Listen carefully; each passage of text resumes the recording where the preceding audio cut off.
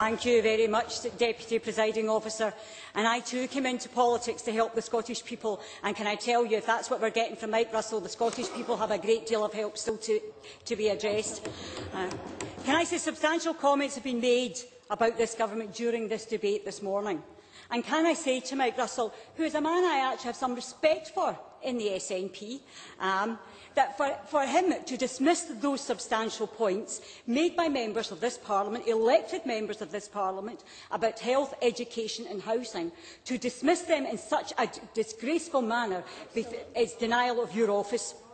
I had hoped, perhaps vainly, that this government would actually pay attention to some of the really serious issues that Scotland now faces.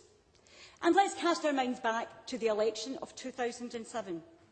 This was a government and a First Minister that promised that they would be a government seeking to work with Parliament. And we've not seen any evidence of that today, and I hope I don't get sedentary comments the whole way through my contribution as yet another illustration of the dismissal of Parliament. This is a government... Presiding Officer, this is a government that promised it would be willing to listen to evidence and address concerns made to it. This is a government that promised it would always pursue the national interest. And what have we got? For a government that seeks to extend the powers of the Scottish Parliament, you seem very reluctant to use the power it already has. We have a minute legislative programme. We have policies announced to press before they are announced to Parliament. And that appropriately named parliamentary event, First Minister's Questions, is appropriate because it's definitely not First Minister Answers. Absolutely. We have enough experience of the SNP in government now to know that they are prepared to ignore the will of Parliament when it suits them, such as a public inquiry into the terrible events at Vale of Leven Hospital. In defiance of the clear facts, they dismiss every concern about cuts as scaremongering, denying reality that thousands of Scots experience. And we've seen that very clearly today in the debate. We've seen it both by Mike Russell and Nicola Sturgeon. When members have come here representing their constituents' interests, they've just been cast aside by the government. That is not the job of government, and you should not be doing that. But perhaps worst of all is that we have a government that during this global financial crisis has been posted missing. And that is our charge against the SNP this morning. They have made a mockery of their manifesto and their election pledges, and we have heard the litany of deceit in this morning's debate. From student debts to first-time buyers, from promises on drugs and mental health funding, from the local income tax. And you know, the Scottish Futures Trust is appropriately named too, because presumably it's only ever meant to work in the future, because it can never work in the present. And of course, I noticed that the Cabinet Secretary for Education seriously nodded when challenged about matching Labour's record on primary schools brick for brick. Well, I look forward to the matching of that promise and that commitment that we delivered. I can name off the top of my head, in my own constituency, 7 new schools that were built. I tell you, I'll be after the SNP to say, when are we getting the next new 7 schools from you? No, I will not. No, I will not. But the goal of the SNP is breathtaking. Mike Russell thinks that all the main parties should agree to a free vote on an independence referendum. It's not in our manifesto, but we are supposed to bail you out. It's not an issue of conscience, but we should... Oh, hang on, I'll come on to... I'm going to address the issue of the free vote. But we should bail out your manifesto commitments when you show absolutely no commitment to the rest of your manifesto commitments. And isn't it interesting... I'm just about to mention you, Christy McKelvey, so if you wait, I'll come back to you in 1 second. Now, isn't it interesting what the SNP prioritised for a free vote?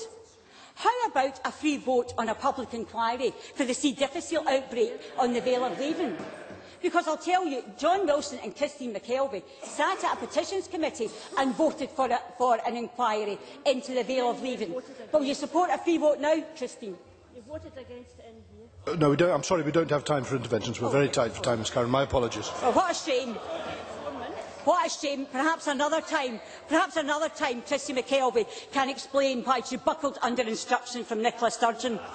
But when it comes to honouring pledges, the SNP speak with no credibility. But the fundamental point about today is to recognise the changed economic circumstances in which we live. And we have now witnessed an SNP who want to play at being a government. But when the times are hard, we have a government that fails to raise their game to meet the demands of that time. Now, we know that Alex Salmond used to work for the Royal Bank of Scotland. But is it really appropriate that a man who short sells for a living, who uses a tax haven to protect his profits, who recruited, mentored and set the tone for Fred Goodwin, is he the right person to chair the Council of Economic Advisers? And let us not forget Alex Salmond's stunning intervention earlier in the crisis, when he said he would have organised £100 billion liquidity bailout of the banks, and without any consequence for the rest of us.